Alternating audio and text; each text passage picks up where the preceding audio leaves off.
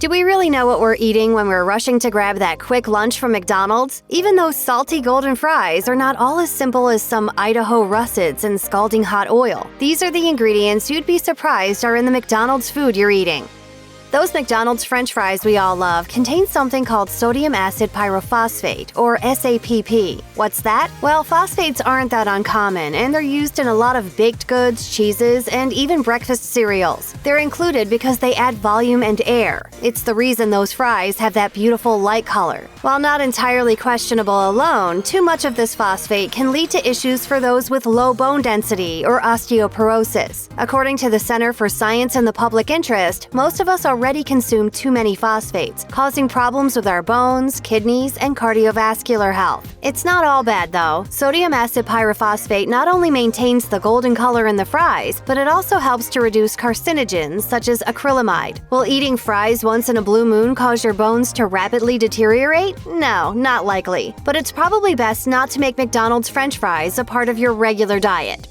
If you drink soda or some rums and whiskeys, you likely already consume caramel color. Not to be confused with candy-like caramel, this type is used to give beverages, sauces, and other condiments a golden, amber, or brown hue. It's a pretty common food additive found even in your McDonald's Big Mac, and there are questions on just how much is safe. Caramel color contains a chemical called 4-methylamidazole, which is listed as a cancer-causing toxin in certain amounts. This prompted states like California to label foods with more than 29 micrograms of caramel color as potentially harmful under Proposition 65 in the interest of public health. Most soft drink manufacturers have made efforts to reduce caramel color levels below the allotted 29 micrograms, but unfortunately, if you drink more than one soda or eat other foods containing caramel color, you may be boosting your daily intake way past the cutoff point. And let's face it, it's easy to indulge a little too much at McDonald's.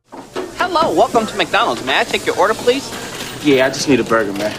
Would you like some fries with that? Nah, I'm all right. Are you sure? While we're usually encouraged to eat plant-based oils and fats, there are some discrepancies with regard to palm oil's nutritional quality, so it is often questioned. Found in the fruit of the oil palm tree, it doesn't contain any trans fats and is high in vitamin E. But some experts aren't sold on palm oil's health benefits because all of its calories come from fat, with half being saturated fat. Saturated fat has long been considered one of the bad fats, leading to heart disease and type 2 diabetes. McDonald's is far from the only place to include palm oil in its list of ingredients, and in fact, you'd be hard-pressed to even walk down a grocery aisle and find something that doesn't contain palm oil. But there's another reason to be more mindful of it. The environmental negatives are pronounced, from deforestation to loss of land for endangered species and indigenous peoples, particularly in Southeast Asia. There's a large push to stop the use of palm oil, or at least increase sustainable production practices.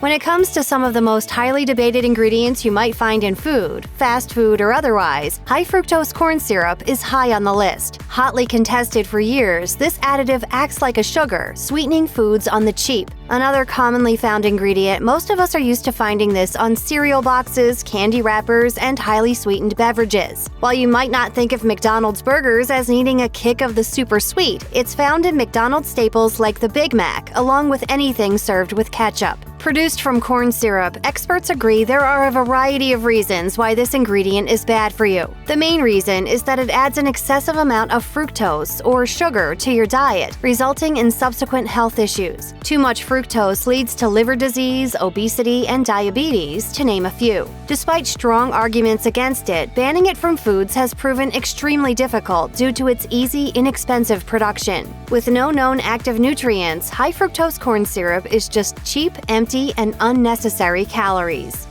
Carrageenan is another example of a long-employed food additive. Used for thickening, this seaweed derivative is usually found in desserts like ice cream, and thus in McDonald's menu items such as the chocolate shake and anything else that contains McDonald's ice cream. For years, many believed there was no issue with Carrageenan or Irish moss because it's a naturally occurring substance. Despite its earthy origin, there's been a push to label this ingredient as potentially harmful due to a connection with gastrointestinal issues. A 2016 study from the Cornucopia Institute found that Carrageenan can cause problems like bloating, irritable bowel syndrome, and ulcerative colitis, as well as cancer and diabetes. However, most of these claims have been attributed to self-reporting rather than traditional research. which is why Carrageenan is still a widely used ingredient. This inconsistency has prompted calls for more human testing to determine the safety of this ingredient. But anyone with pre-existing digestive problems may want to steer clear though, just in case.